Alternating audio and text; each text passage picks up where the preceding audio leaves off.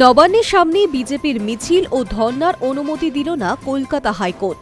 বিচারপতি শুভ্রা ঘোষের পর্যবেক্ষণ, শান্তিপূর্ণ কর্মসূচি করার অধিকার সকলেরই রয়েছে, তবে নবান্ন একটি উচ্চ নিরাপত্তা অঞ্চল। সেখানে কর্মসূচি করতে না দেওয়ার ক্ষেত্রে পুলিশের যে যুক্তি তা গুরুত্ব পাওয়ার যোগ্য বলেই মনে করছে আদালত। তবে পুরোপুরি নিষেধাজ্ঞা নয়, বিকল্প জায়গায় কর্মসূচির অনুমতি দিয়েছে হাইকোর্ট। নির্দেশ অনুযায়ী নবান্ন থেকে প্রায় 1.5 কিলোমিটার দূরে মন্দিরতলা বাসস্ট্যান্ডে বিজেপি ধর্ণা দিতে পারবে। সকাল 10টা থেকে বিকেল 4টে পর্যন্ত ওই কর্মসূচি চলতে পারবে বলে জানানো হয়েছে। এই নির্দেশে অসন্তোষ প্রকাশ করেছেন বিধানসভার বিরোধী দলনেতা শুভেন্দু অধিকারী। তার বক্তব্য, নবান্নের সামনে বুক ফুলিয়ে ধর্ণা দিতে চান তারা। সিঙ্গল বেঞ্চের এই রায়ের বিরুদ্ধে ডিভিশন বেঞ্চে যাওয়ার সিদ্ধান্ত নিয়েছে বিজেপি। তাই আমরা এই জাজমেন্ট অ্যাকসেপ্ট করছি না, আমরা ডিভিশন বেঞ্চে যাচ্ছি এই জাজমেন্টকে চ্যালেঞ্জ করে। ডিভিশন বেঞ্চ বিচার করলে ভালো, না করলে আরো অনেক দূর যাওয়ার জায়গা আছে, আমরা যাব। এবং নবান্নর এন্ট্রান্সে 3টে রাস্তা আছে, অপশনাল যে কোনো রাস্তা, যে কোনো ওয়ার্কিং ডেতে আমাদের গণতান্ত্রিক ডেমোক্রেটিক ভাবে বসতে দিতে হবে।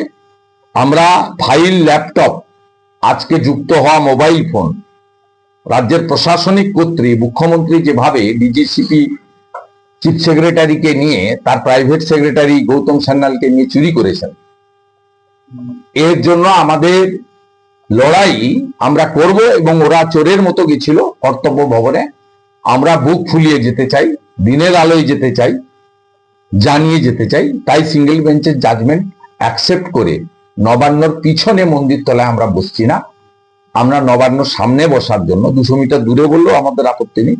It's hour right, Democratic right. আমরা এমএলএ। হাইকোর্ট বিজেপির ধর্নার উপর একাধিক শর্ত আরোপ করেছে। কর্মসূচিতে অংশ নিতে পারবেন সর্বাধিক 50 জন বিধায়ক। ধর্নার ফলে সাধারণ মানুষের যাতায়াত বা যান চলাচলে কোনো বিঘ্ন ঘটানো যাবে না। উস্কানিমূলক বক্তব্য, গালিগালাজ বা অশালীন ভাষা ব্যবহার নিষিদ্ধ। মাইক্রোফোন ব্যবহার করা যাবে না এবং শব্দ দূষণ সংক্রান্ত সমস্ত নিয়ম মানতে হবে। কমপক্ষে 10 জন স্বেচ্ছাসেবকের নাম ও মোবাইল নম্বর আগাম পুলিশের কাছে জমা দিতে হবে। ধর্নাকালীন যে কোনো অপ্রীতিকর ঘটনার দায় এই স্বেচ্ছাসেবকদেরই নিতে হবে। ধর্না শেষ হওয়ার 2 ঘন্টার মধ্যে স্থান পুরোপুরি খালি করতে হবে এবং 24 ঘন্টার মধ্যে জায়গা আগের অবস্থায় ফিরিয়ে দিতে হবে। কোনো অস্থায়ী কাঠামো থাকলে সেটিও সরিয়ে ফেলতে হবে। ডিভিশন বেঞ্চে যাওয়ার কথা জানিয়ে শুভেন্দু বলেন, লড়াই করব, নবান্নের পিছনে নয়, সামনে ধর্ণা দেব। 200 মিটার দূরে হলেও নবান্নের সামনে বসবো, এটা আমাদের গণতান্ত্রিক অধিকার।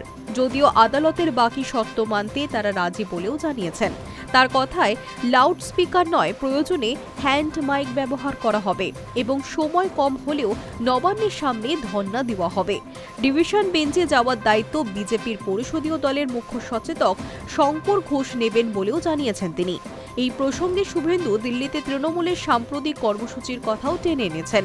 তার দাবি, কেন্দ্রীয় স্বরাষ্ট্রমন্ত্রীর দপ্তরের সামনে তৃণমূল যেভাবে ধর্ণা দিয়েছিল, বিজেপি তা লুকিয়ে নয়, দিনের আলোয় করতে চায়। উল্লেখ্য, 16 জানুয়ারি নবান্নের সামনে ধর্ণা কর্মসূচির ডাক দিয়েছিল বিজেপি। তার ঠিক পরের দিনই রাজ্যে আসার কথা প্রধানমন্ত্রী নরেন্দ্র মোদীর।